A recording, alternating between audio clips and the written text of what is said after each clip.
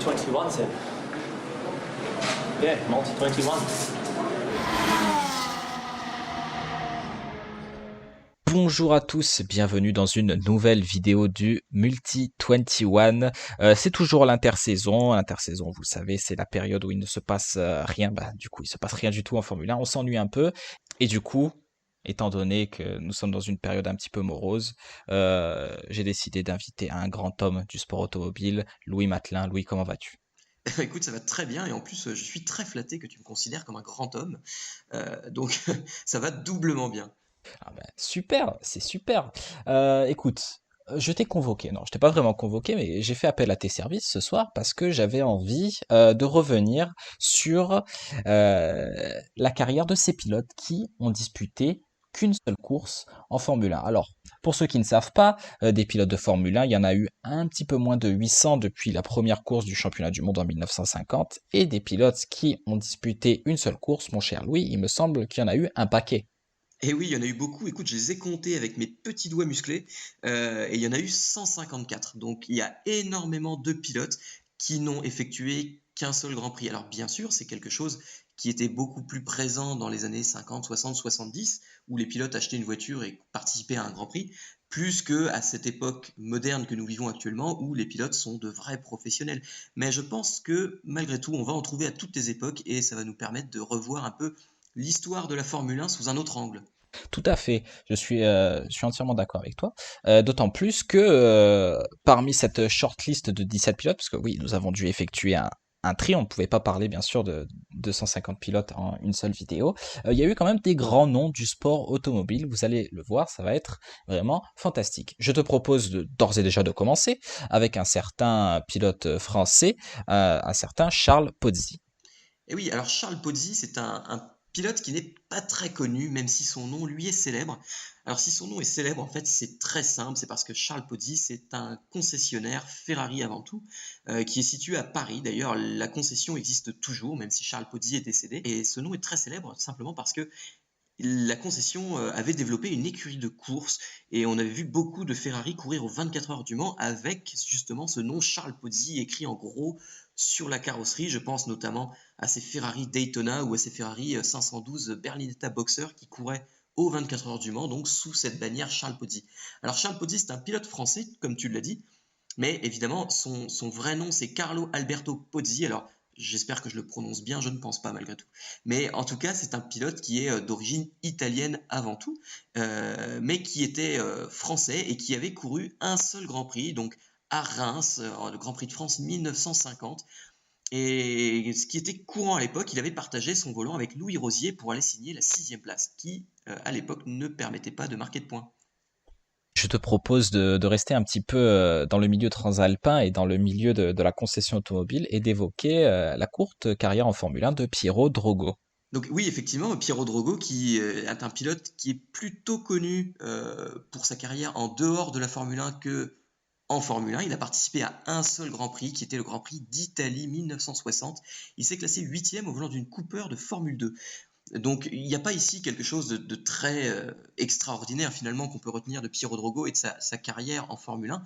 En revanche, sa carrière après la Formule 1 a été très intéressante puisqu'il a fondé une entreprise spécialisée dans les voitures de sport et notamment dans les carrosseries. Et il est surtout célèbre pour une voiture qui est la 250 GTO Drogo, qu'il a lui-même conçue, qu'il a lui-même créée, en tout cas la carrosserie, qui est une voiture magnifique. Je vous laisse aller la voir. On mettra peut-être une photo de cette voiture dans la vidéo. C'est une voiture magnifique et qui n'a pas été reconnue par Ferrari pendant très très longtemps. Parce que vous savez que Ferrari a un département de voitures historiques. Et ce département de voitures historiques a rechigné à considérer cette voiture comme étant une véritable Ferrari. Et donc, justement, parce qu'elle ne sortait pas des ateliers de Ferrari, mais de ceux de chez Drogo. Donc voilà, Pierre Drogo qui a quand même inscrit son nom au patrimoine du sport automobile de cette manière. Ah oui, une bien belle histoire. Écoute, je te propose de faire un petit saut dans le temps et de passer des années 50-60 aux années 70 et d'évoquer la carrière de Max Jean. Max Jean et non pas Jean-Max, parce que sur certains sites spécialisés, on a tendance à inverser son patronyme. Donc on parle bien de Max Jean. C'est un pilote français qui a brillé dans les, comment dirais-je, dans les antichambres de la Formule 1. Donc à l'époque, il s'agissait de Formule France, ancêtre de la Formule Renault, de Formule 3, de Formule 2. D'ailleurs, Max Jean, il a remporté le championnat de France de Formule France en 1968. Et quelques années plus tard, il est en Formule 2. Simultanément, il a couru pour l'écurie de Frank Williams, mais aussi pour l'écurie le Rondel Racing de Ron Dennis. Et arrive le Grand Prix de France 1971 et Frank Williams lui offre l'opportunité de piloter une marche aux couleurs du coup de sa structure, l'équipe Williams. Bon, malheureusement, ça va pas se passer comme prévu pour ce pauvre Max Jean. Bon, il faut savoir qu'il a un matériel nettement inférieur. Il conduit une marche 701, c'est-à-dire une marche de l'année passée, du championnat 1970, et il termine dernier de cette course. Pire encore, il termine non classé, c'est-à-dire que il a accumulé un retard trop important sur le vainqueur Jackie Stewart et il n'est même pas classé à la fin de cette course. Suite à cette expérience un petit peu douloureuse, Jean retourne dans les Max, du coup.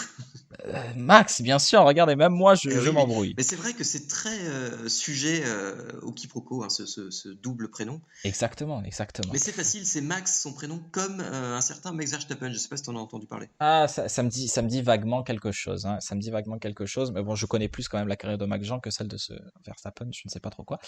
Et donc, Max, du coup, retourne dans les formules inférieures suite à cette petite excursion en Formule 1. Et écoute, c'est là où je perds un petit peu sa trace parce que bon, il n'a pas marqué non plus de son empreinte l'histoire du sport automobile. Oui, mais c'est quand même, on retiendra que c'est quand même un pilote qui a couru pour Frank Williams et pour Ron Dennis. Et ça, mine de rien, c'est pas rien. Exactement. Je te propose du coup de rester dans les 70s et de parler vraiment d'un monument du sport automobile français et de l'endurance, Gérard Rousse. Bien sûr, Gérard Larousse. Alors, je vais directement commencer par sa carrière en Formule 1. Il a participé au Grand Prix de Belgique 1974 au volant d'une Brabham, d'une écurie privée, la Scuderia Finauto, dont je n'avais personnellement jamais entendu parler avant de faire quelques recherches pour cette vidéo. Et ça s'est pas très bien passé, hein, parce qu'il avait commencé 28e et il a dû abandonner apparemment sur crevaison. Donc au plus mauvais moment, j'imagine. Mais en revanche, c'est un pilote qui est très très connu notamment pour sa carrière en endurance, tu en as bien parlé, effectivement, puisqu'il a remporté les 24 heures du Mans à 2 reprises, notamment avec l'écurie Matra. C'était vraiment l'écurie officielle de la France, quasiment, cette écurie Matra dans les années 70. Et donc, il a remporté 2 fois les 24 heures du Mans avec cette écurie Matra. Donc, c'est rien que pour ça, c'est quelque chose qui marque, c'est un pilote dont on se souviendra, mais c'est aussi un pilote qui a gagné énormément de courses. Il a gagné les 12 heures de Sebring, les 1000 km du Nürburgring, les 1000 km de Paris qui avaient lieu à l'époque au circuit de Rouen, bien sûr, c'est très logique. Les 1000 km de Zellweg en Autriche, enfin voilà, j'en passe, c'est des meilleurs. C'est un pilote qui a participé à la Targa Florio, qui a participé à énormément de courses assez incroyables. Et donc, c'est un pilote très très complet. Il a participé au Tour de France Auto aussi, qui était une épreuve formidable à l'époque. Et donc, c'est un pilote dont on se souvient beaucoup, mais clairement pas pour sa carrière en Formule 1. Il y a un autre pilote qui a couru aussi un seul Grand Prix en 1974 et que j'aime beaucoup et dont j'avais envie de parler. C'est Leo Kinnunen. Et donc, Leo Kinnunen, il a participé au Grand Prix de Suède 1974, mais c'était déjà un peu la fin de sa carrière. Alors, pourquoi? Parce que, notamment, il a commencé à courir dans des courses finlandaises, notamment en autocross sur Volvo, hein, évidemment, comme tous les bons pilotes nordiques. Et puis après, il a fait un petit peu de course sur glace, voilà, comme tous les pilotes nordiques, là aussi. Et puis, il s'est lancé en Formule 3, et puis ça a bien fonctionné. Il s'est retrouvé sur un mini championnat nordique de voitures de sport, qu'il a participé sur une Porsche 908, et il a doublé, il a réussi à battre un certain pilote qui s'appelle Joran Rindt. Alors c'est pareil, hein, je pense qu'il n'était pas si mauvais que ça, ce Joran Rindt, mais il s'est quand même fait battre par Leo Kinnunen. Et ça lui a valu d'aller courir chez un certain John Wyer, là encore, qui engageait des Porsche en championnat du monde d'endurance. Et à partir de là, ça a été le début de la gloire et il a réussi à aller chercher un volant en Formule 1. Exactement. Et on peut rajouter d'ailleurs pour ce brave Kinnunen que c'est le dernier pilote de l'histoire à porter en Formule 1 un casque ouvert. Et oui, et ça, c'est une spécificité de Kinnunen qui voulait pas trop porter des casques intégraux. Exactement. Alors, je te propose de rester en 74 avec un autre pilote qui a fait qu'une seule course de Formule 1 en 74, et c'est Dieter Kester. Exactement. Dieter Kester qui est très connu dans le monde du grand tourisme plus que de la Formule 1. Je pense que tu en sauras un petit peu plus sur sa carrière que moi. Tout ce que je peux te dire sur son côté, sur sa carrière Formule 1, pardon, c'est qu'il a disputé le Grand Prix d'Autriche 1974 pour le compte de Surtees. Dieter Kester qui malheureusement s'est qualifié sur la dernière place sur la grille de départ. Alors, il y avait 31 engagés, donc ça veut dire que Kester a quand même été quand même assez bon pour pouvoir se qualifier. Et le jour de la course, il a fait son petit bonhomme de chemin et il termine à la 9e place. Alors certes, c'est pas non plus un exploit sensationnel, mais il ne termine pas dernier classé. Euh, voilà, Et c'est oui, assez c'est admirable. déjà pas mal, Bien effectivement, sûr, tu as bien raison. sûr. Est-ce que Et tu peux me puis, dire quelque chose, enfin, m'en dire plus plutôt sur sa carrière ailleurs qu'en Formule 1? eh ben, oui, parce que tu sais, Dieter Kester, c'est un pilote qui est assez connu dans le monde du sport automobile. Il est né en 1939, il a aujourd'hui 80 ans, donc il est plus tout jeune, hein. C'est un pilote autrichien, donc je pense bien connu Niki Lauda, puisqu'il pilotait à la même époque. Mais en tout cas, il est surtout connu pour son coup de volant dans des voitures de sport, et en particulier des voitures de super tourisme et des grands tourismes. Et c'est un pilote qui est assez exceptionnel parce qu'il a un énorme palmarès. Mais surtout, il a une carrière qui s'est étalée sur plusieurs décennies et c'est juste ahurissant. Entre sa première et sa dernière victoire internationale, il s'est passé, tiens-toi bien, 39 ans. Ah Donc oui. c'est assez incroyable. Et même, il s'est même passé 41 ans, pardon, je ne sais pas compter, excuse-moi, puisqu'il a remporté les 6 heures du Nürburgring en 1968 et il s'est imposé aux 24 heures de Dubaï en 2007. Donc il s'était passé plus de 40 ans entre sa première et sa dernière victoire internationale et c'est quand même hallucinant. Ah, c'est monstrueux, en effet. C'est monstrueux. Écoute, je te propose comment dirais-je, de faire un petit voyage à travers les continents et d'atterrir en Asie, plus précisément au Japon, et de parler d'un certain Masahiro Asemi. Et oui, tout à fait. Bah, Masahiro Asemi, moi, c'est un pilote que j'adore parce que il a une spécificité incroyable. C'est le seul pilote au monde à avoir réalisé un meilleur tour en course en se faisant doubler lors de ce tour en question. Alors, tu pourras peut-être nous en dire un peu plus, mais c'est une histoire assez incroyable. Ah oui, bien sûr, tout à fait incroyable. Alors, ce brave Asemi, il participe à son Grand Prix national, le Grand Prix du Japon en 1976, à bord d'une Formule 1 japonaise, elle aussi, la Kojima KE007, une voiture tout à fait hideuse, on peut le dire. Et à bord de celle-ci, il signe le meilleur tour, tout simplement, un temps fulgurant, un temps de 1 minute 18 secondes et 23 centièmes établi au tour 25 à plus de 200 km/h de moyenne. Mais comme tu l'as dit, voilà, le problème c'est que ce brave Asemi s'est fait doubler pendant son tour et seuls 2 pilotes ont été comptabilisés pour les meilleurs tours. Asemi et Lafitte. Donc bon, ça fait un petit peu relativiser sur cette performance. Mais bon, on ne pourra pas lui enlever. Les organisateurs ont reconnu qu'ils ont merdé, qu'ils ont fait une connerie, mais ils n'ont pas jugé utile de se rectifier. Et donc Massemi conserve encore aujourd'hui son meilleur tour en course. Oui, et puis je pense que c'était, malgré cette petite bourde des commissaires, je pense que c'était loin d'être un mauvais pilote qui aurait peut-être pu réaliser de bonnes performances s'il avait piloté de manière un peu plus régulière sur des grosses monoplaces. Et puis à noter aussi que cette équipe Kojima, bah, elle ne participait qu'au Grand Prix du Japon. Et bah, c'est quand même pas rien non plus de faire qu'un seul Grand Prix par saison et de réussir à ne pas être ridicule, à se qualifier et à aller au bout. Ah, tout à fait, je suis entièrement d'accord. Faisons un saut d'un an et parlons d'un pilote que j'apprécie vraiment beaucoup, je Ah oui, l'apprécie je énormément. sais que tu aimes ce pilote. Parce qu'on va parler de Hans Seyer qui a participé au Grand Prix Exactement. d'Allemagne 1977 sur une Penske. Mais alors, pourquoi est-ce que tu aimes tant ce pilote? Alors déjà, tout simplement, c'est un petit peu une sorte de carrière à la Dieter Kester, hein, c'est-à-dire énormément de succès en grand tourisme, au championnat allemand de DRM, l'ancêtre du DTM, une carrière longue comme le bras aussi, puisque ce brave Heyer totalise 1000 courses. Vous vous rendez compte? 1000 courses. Et en 1977, un certain Gunther Schmidt, propriétaire de l'écurie ATS, lui propose de participer à son Grand Prix national, le Grand Prix d'Allemagne disputé à Hockenheim. Heyer accepte, bien sûr. Hein, c'est un petit touche-à-tout lui aussi. La Formule 1, il ne l'avait pas encore fait. Donc il se lance un petit peu dans le grand bain. Ça ne marche pas pour lui. On peut le dire, ça ne marche pas, puisqu'il est non qualifié. Une grille limitée à 24 pilotes, il se qualifie 27e. Donc, bien évidemment, le jour de la course, il ne peut pas prendre le départ. Mais Hans Heyer, il a plus d'un tour dans son sac. Il connaît quelques commissaires qui bossent à Hockenheim, il s'arrange avec eux, et les commissaires ferment les yeux à l'extinction des feux. Ils profitent de la cohue du départ, ce Heyer, pour quitter la voie des stands, et le voici engagé dans la course alors qu'il n'est pas qualifié. Ce cirque dure pendant une dizaine de tours. Heyer, sans que sa voiture est en train de le lâcher, il rentre au stand. Et là, la direction de course voit une ATS rentrer au stand. Ils ne comprennent pas et ils se rendent compte que c'est Heyer.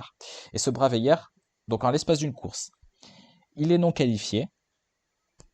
Il est DNF, comme disent les Anglais, c'est-à-dire qu'il n'a pas fini la course, et il est également disqualifié, parce que voilà, c'est interdit, hein, vous l'aurez compris, de prendre le départ de la course alors que vous êtes non qualifié. Et Oui, mais officiellement, dans les statistiques, il est crédité d'un départ en Formule 1 alors qu'il n'aurait pas exactement. dû, et ça, c'est quand même assez incroyable. Ah, c'est très beau. C'est un joli pied de nez, parce que juste après, Heyer a décidé de raccrocher sa carrière de pilote de Formule 1. Et donc voilà, il termine sur une superbe disqualification, et on peut l'applaudir pour ça. Effectivement, et moi j'aimerais aussi l'applaudir pour sa carrière en endurance, puisque figure-toi qu'il a participé 12 fois aux 24 heures du Mans, pour des résultats incroyables et un total de 12 abandons. Ah non, mais la petite histoire, c'est qu'il totalise même 13 abandons aux 24 heures du Mans. Parce qu'il me semble que pour l'édition 73, il était pilote Ford. La Ford sur laquelle il était engagé cède au bout de 4 tours, je crois. Et son directeur d'équipe le place dans la deuxième Ford et elle aussi finit par abandonner. Donc il a abandonné 2 fois lors de la même course. Donc il totalise finalement 13 abandons en 12 courses, ce qui est Exactement. une belle statistique, n'est-ce pas? Ah, exceptionnel, à l'image de sa carrière. Je te propose désormais de parler d'un pilote, j'imagine que les Anglais apprécient beaucoup, il s'agit de Tiff Needell. Bah oui, Tiff Needle, il est surtout connu, et je pense que toi aussi tu le connais pour ça, pour sa participation, pardon, dans l'émission de télé anglaise Top Gear, mais dans le Top Gear ancienne génération, c'est-à-dire avant l'arrivée de ce trio mythique, Clarkson, May et Hammond. Euh, et effectivement, il a été un petit peu évincé, je pense, de l'émission pour laisser place à ces trois-là. Et il avait décidé donc de quitter la BBC après plus d'une décennie de bons et loyaux services. Et puis pour créer sa propre émission automobile qui était en 5e vitesse, qui était un naufrage complet, on va le dire. Mais pas un aussi gros naufrage finalement que sa carrière en Formule 1, puisqu'il lui aussi n'a participé qu'à un seul Grand Prix sur une Ensign, donc au Grand Prix de Belgique 1980. euh, disputé sur le circuit de Zolder, sur une Ensign donc, et il s'est qualifié 23e pour finalement abandonner. Oui, hein, et on peut dire, lors du Grand Prix suivant, Monaco, il n'est pas parvenu à se qualifier et ça a poussé Ensign justement à le virer pour le remplacer par Jan Lammers lors du Grand Prix suivant. Donc Alors, en effet, alors je me moque de Tiff Needle, mais bon, c'est un pilote que j'apprécie aussi. Et puis, il n'a pas été ridicule. Il a couru dans pas mal de championnats. Il a couru dans un championnat assez méconnu, qui est le championnat d'Angleterre de Formule 1 aussi, où il a réalisé un podium. Voilà, on l'a vu aux 24 heures du Mans, aux 24 heures de Daytona, on l'a vu en BTCC, on l'a vu. Voilà, on l'a vu dans plein de compétitions différentes. C'est un pilote un peu touche à tout, qui aime vraiment l'automobile, et pour ça, on ne peut que l'apprécier. exactement. Ça mérite un petit banter, bien sûr, hein, comme disent nos amis britanniques. Exactement. Écoute, je te propose de passer directement à une famille, la famille Schlesser, puisque Joe et Henri Schlesser ont tous deux disputé un seul Grand Prix de Formule 1. Bah oui, alors moi je vais te parler de Jean-Louis Schlesser d'abord parce que j'aime beaucoup le rallye et le rallye raid en particulier. Et évidemment, Jean-Louis Schlesser, c'est une légende du rallye raid. Il a construit ses propres buggy pour aller remporter le Dakar à 2 reprises. Exactement. Et donc c'est quelqu'un qui est très très célèbre, hein. Ces buggy bleus là sont aussi très connus euh, dans le monde du rallye raid, mais aussi dans le monde du sport automobile plus généralement. Et Jean-Louis Schlesser, il a participé à un seul Grand Prix de Formule 1 et on peut pas vraiment dire que ça se soit très bien passé pour lui. Ce Grand Prix-là, il est tristement célèbre parce que c'est le Grand Prix d'Italie 1988. Il partait 22e au volant d'une Williams, qui était pas foncièrement une mauvaise voiture pourtant. Euh, et pourquoi il est devenu célèbre? En fait, c'est parce que il s'est accroché alors qu'il se faisait prendre un tour par la McLaren Honda d'Ayrton Senna qui filait vers la victoire. Et cette année-là, McLaren a raté la victoire à une seule occasion. McLaren a gagné toutes les courses sauf une, qui est ce Grand Prix d'Italie, où Ayrton Senna s'est fait accrocher par Jean-Louis Schlesser qui se faisait prendre un tour. Donc c'est quand même une histoire assez extraordinaire là aussi. Et bien Jean-Louis Schlesser, donc sa carrière en Formule 1 s'est finie un peu en eau de boudin, j'ai envie de dire. Oui, tout à fait. Et d'ailleurs, ce Jean-Louis est le neveu de Joe Schlesser. Joe Schlesser qui est aussi un grand pilote français des années 50, des années 60, touche à tout lui aussi, hein. Il a fait du rallye, du grand tourisme, plusieurs participations toutes infructueuses aux 24 heures du Mans. Et il a même été le premier pilote français à disputer une épreuve de NASCAR. Ça, j'imagine que peu de gens le savent. Euh, mais en 1968, alors qu'il fête ses 40 ans, ben voilà, une opportunité se présente. Honda a désespérément besoin d'un pilote pour être au volant de la Honda RA302. Si on reprend les propos de Surtees, cette Formule 1, la RA302, conçue entièrement en magnésium, ben c'est un tombeau sur roue, un cercueil, hein, vraiment. Elle est impilotable et Honda a vraiment besoin de quelqu'un pour la développer. Surtees a dit niet, ce sera pas lui. Et ce fut donc un rôle confié à Schlesser lors de son Grand Prix national, le Grand Prix de France 1968, sur le circuit des Essarts. Schlesser se qualifie pour la course, il prend un assez bon envol, mais au bout du troisième tour, me semble-t-il, un orage, une averse frappe le circuit. Schlesser perd le contrôle de sa Honda et malheureusement, il laisse sa vie. Ce fut donc la seule et unique participation de Schlesser en Formule 1 qui se termina malheureusement dans les larmes. Et en guise d'hommage, un bel hommage je trouve, Guy Ligier, qui était un de ses plus proches amis, a décidé d'apposer ses initiales, c'est-à-dire JS, sur toutes les voitures produites par Ligier. Et oui, effectivement, tu fais bien de le dire, parce que même les Ligier nouvelle génération portent des noms qui commencent toutes par JS suivi d'un numéro. Donc effectivement, c'est un très bel hommage. Écoute, je te propose qu'on passe à un autre pilote français, qu'on avance un peu, on avance même beaucoup dans le temps par rapport à Josh Lesser, parce qu'on va parler de Pierre-Henri Raffanel. Alors Pierre-Henri Raffanel, c'est un pilote qui est euh, très bon, en tout cas dans les catégories plutôt d'endurance, hein, il était très très bon. Et puis il a même été pilote d'essai pour une certaine écurie Larousse. Alors c'est marrant parce qu'il me semble qu'on a déjà parlé de Larousse dans cette vidéo. Ben oui, évidemment, c'est la même personne, hein, c'est bien Gérard Larousse qui est à l'origine de cette écurie Larousse. Et donc il a eu l'opportunité de participer au Grand Prix de Monaco 1989 sur une écurie, sur une voiture d'une écurie, je pense, qui te tient à cœur. C'est sur cette voiture de l'écurie Colony. En effet. Évidemment, je pense que tu en parleras mieux que moi, mais ça s'est pas très bien passé non plus. Oui, bah, en même temps, il pilotait une colonie, hein, la colonie, la version un petit peu évoluée du châssis de 88. Donc, en effet, hein, on ne pouvait pas non plus s'attendre à des miracles. Donc, ce Pierre-Henri Raffanel, on le trouve sur la grille de départ du Grand Prix de Monaco. À quelle place? Je te laisse deviner. Oh, je pense que c'est assez loin, peut-être même la dernière place. Eh ben, je t'arrête tout de suite. Il se qualifie 18e devant un certain Nelson Piquet Sotomayor. Oui, je ne plaisante Donc, pas. Et donc, tu vois, j'étais assez mauvaise langue, en fait. Ah, en effet, bon, bien sûr, il est à 4,7 secondes de la pole d'Ayrton Senna, mais quand même, une 18e place sur la grille devant Piquet et autres grands noms de la Formule 1, ça reste quand même une très belle performance. Bon, après, le jour de la course, bah, c'est toujours là où les choses se compliquent, hein, bien sûr.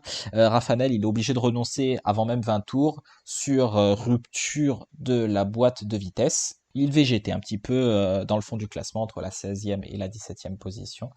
Et suite à cet abandon, ben, il n'y a pas eu d'autres opportunités, malheureusement, pour Rafanel. Bon, il a bien sûr terminé la saison pour Colony, mais voilà, étant donné que le châssis était vraiment pourri, il n'a pas eu l'occasion de se qualifier pour une course. Oui, en revanche, tu vois, c'était un très bon pilote d'endurance. Il est monté à 3 reprises sur le podium des 24 heures du Mans. Et puis surtout, quand on regarde sa carrière et notamment ses participations aux 24 heures du Mans, c'est assez intéressant parce qu'on voit qu'il n'a piloté que des super voitures. Moi, je vois cette liste de voitures, je bavrais déjà d'avoir ne serait-ce qu'une vitrine avec ces voitures en miniature, et, et lui, il les a toutes pilotées. Alors, il a piloté des Courage à moteur Porsche dans les années 80, hein, les premières Courage. Il a piloté une Porsche 962C, il a piloté la fameuse Toyota de groupe C, il a piloté la Peugeot 905, la McLaren F1 GTR, la Porsche Proto de cette fin des années 90, et il a piloté la Panoz LMP1. Enfin voilà, il a piloté des voitures exceptionnelles aux 24 heures du Mans, et tout ça pour 3 podiums quand même, donc c'est loin d'être ridicule. En effet, Alors, je suis d'accord. je Écoute, crois que le pilote suivant, tu avais vraiment envie de nous en parler. exactement, exactement. J'ai insisté, hein, vraiment, pour mettre son nom sur la liste. Mais ça sera court, bien sûr, court et intense. Je voulais faire une petite parenthèse sur Marco Apicella. Apicella, je ne sais pas vraiment comment prononcer son nom, vous m'en excuserez. Un Italien qui a quand même une carrière assez longue passée en Formule 3. Il a fréquenté cette antichambre de la Formule 1 entre 87 et 99 quand même, mais il n'a jamais remporté une course. Assez curieux.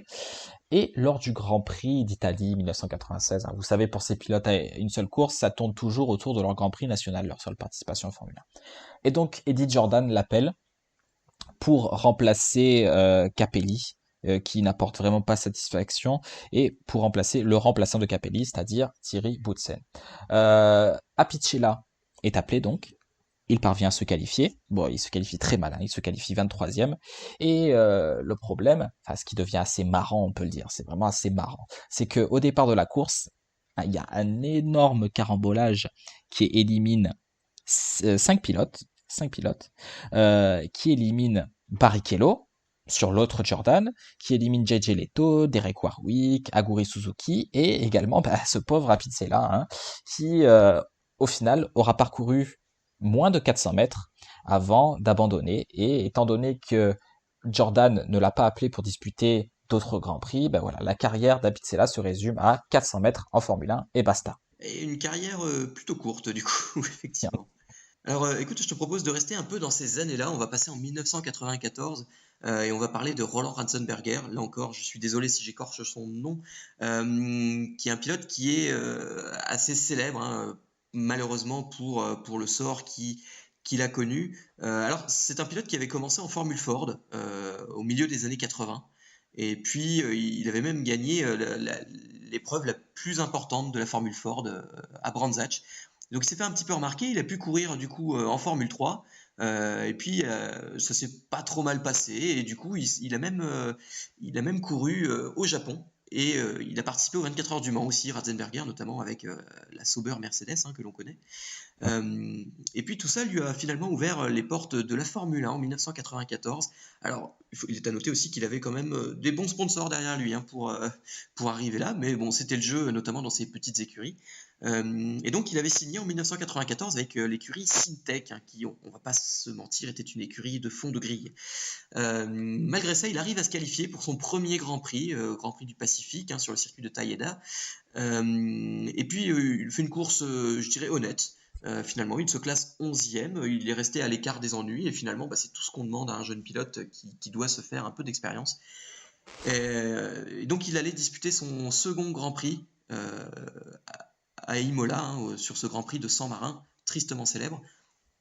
Et lors des essais, eh bien, dans cette courbe de Tamburello, il a eu un souci mécanique qui l'a envoyé directement dans le mur. Alors, les chiffres parlent d'un contact avec le mur à plus de 314 km/h.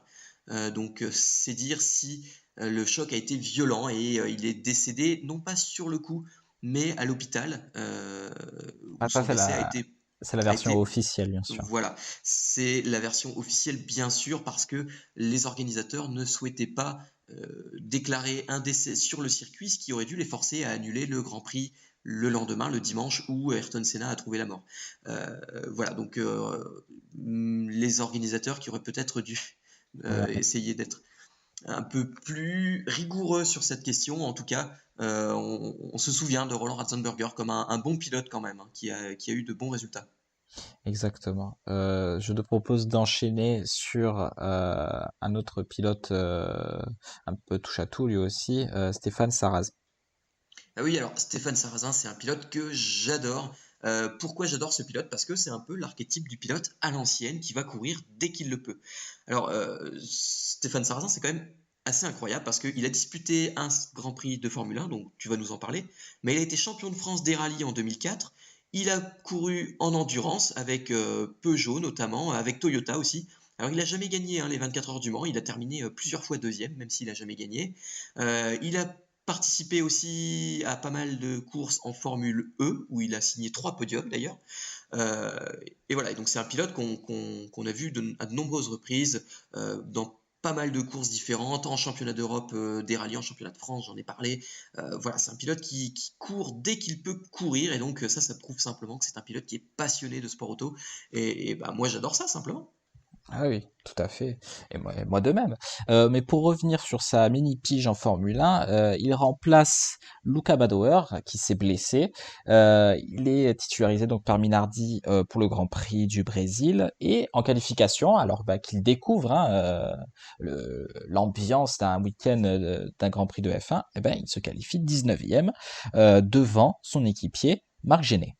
Et le jour de la course, eh bien, il mène son petit bonhomme de chemin, hein, si j'ose dire. Il évolue même en 11e position, et ça vraiment à l'époque sur Minardi, c'est quand même un exploit en soi.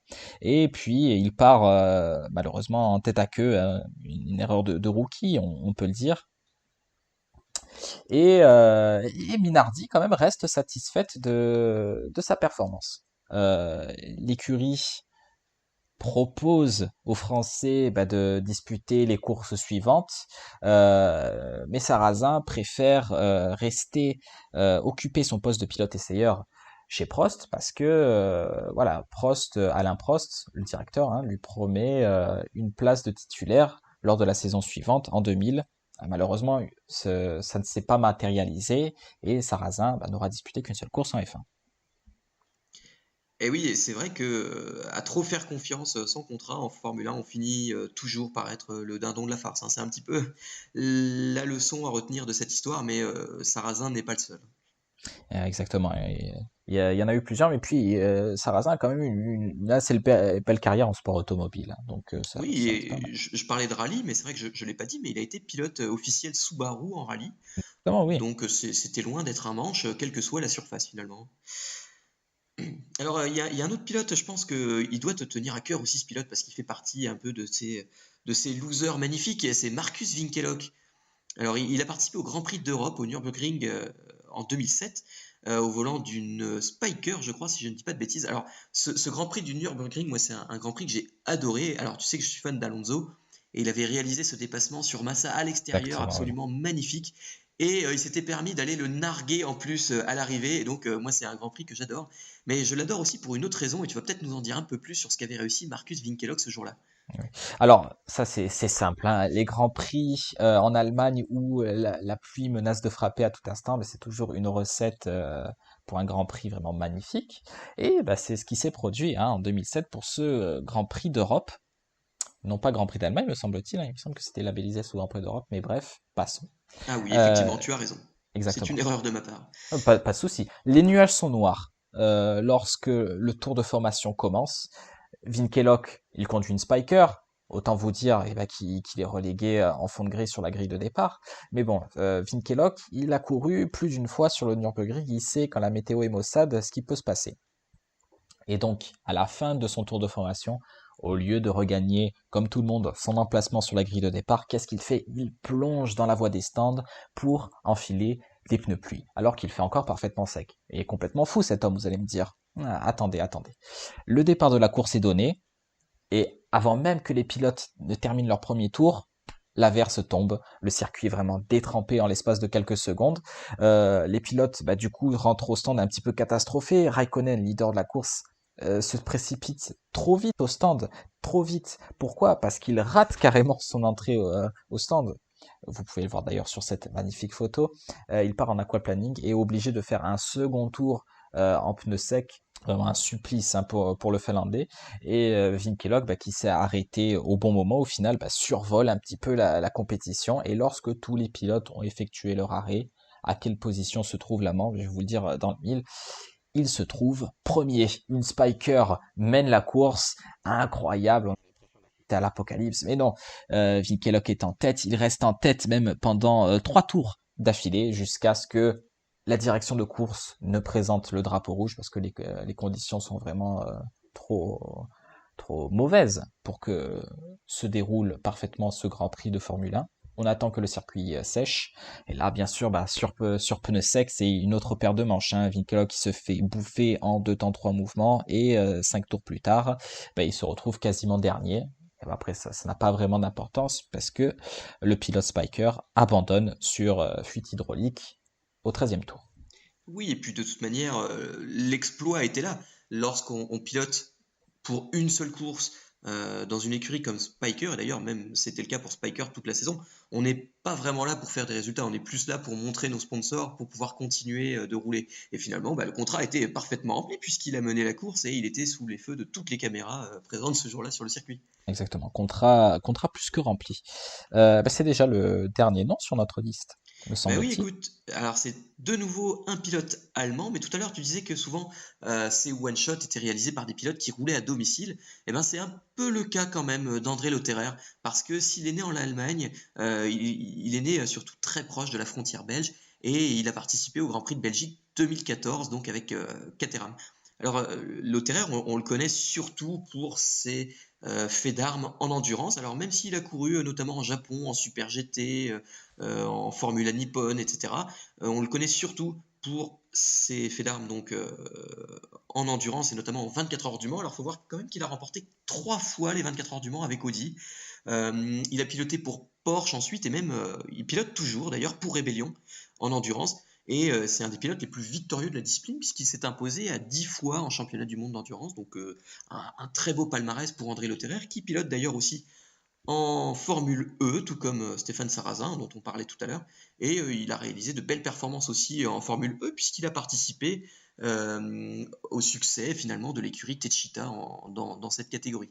Alors Lotterer, lui, c'est un petit peu la même chose. Hein. Il remplaçait Kamui Kobayashi, qui était un peu en manque de liquidité, dirons-nous, et Lotterer, il avait réussi, lui, à réunir un budget pour une course avec Caterham sur ce circuit de Spa. Alors ça s'est très bien passé puisqu'il a dominé son équipier Marcus Ericsson en qualification, mais malheureusement, après 2 tours seulement, sa voiture a rendu l'âme sur une panne hydraulique, je crois, et bien il a dû jeter les armes, là encore, après seulement 2 tours de carrière en Formule 1, qui aurait peut-être mérité un second essai, non, tu ne crois pas?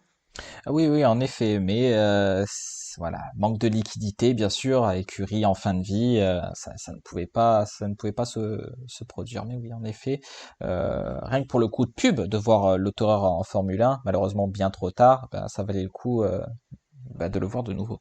Eh oui, tout à fait. Bah écoute, on a fait, je pense, un tour assez intéressant de ces pilotes qui n'ont fait qu'une seule course. Comme vous avez pu le voir, il y avait des pilotes très bons, d'autres moins bons, d'autres qui ont eu un peu de succès quand même, et puis d'autres beaucoup moins, voire même qui ont été très malheureux. Mais je pense en tout cas que ça nous a donné un bon aperçu de ce qu'a été l'histoire de la Formule 1, et pas seulement, et même l'histoire du sport auto, à travers ces pilotes qui n'ont couru qu'une seule course. Voilà, écoute, je ne sais pas si tu souhaitais ajouter quelque chose, je vais te laisser le mot de la fin peut-être. Si tu souhaitais, je sais pas, dire aux gens de s'abonner par exemple. Ah, mais en voilà une bonne idée. En effet, si la vidéo vous a plu, Mais écoutez, laissez un pouce bleu, dites-nous dans cette liste quel est votre pilote préféré, ou si vous pensez à un autre pilote ayant disputé un Grand Prix, ou je ne sais pas moi, selon vous, quel pilote qui n'a jamais disputé un Grand Prix de Formule 1, bah justement, aurait dû disputer un Grand Prix.